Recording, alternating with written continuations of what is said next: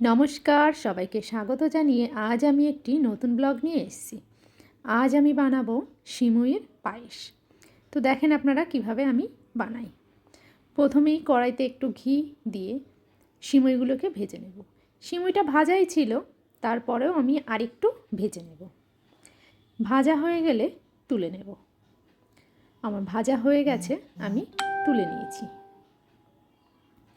এবার আমার আগে থেকেই দুধটা জাল করা ছিল, তো কড়াইয়ের মধ্যে এবার আমি দুধটা দিয়ে দিলাম। দুধটা ফুটে আসলেই একটু বাতাসা দিয়ে দেব, আর আমি কিছু মিশ্রি দিয়েছি। দুধটা ফুটে গেছে ভালো করে, এরপর আমি ভাজা সিমুইগুলো দিয়ে দেব।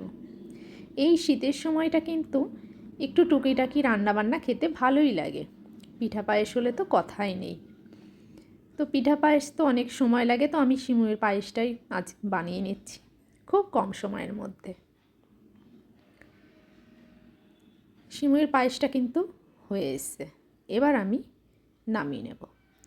আমি একটু গার্নিশ করার জন্য ওপর থেকে কাজু বাদাম গুঁড়ো আর একটু কিশমিশ দিয়ে দেব, তাহলে কিন্তু টেস্টটা আরও বেশি ভালো হয়ে যাবে।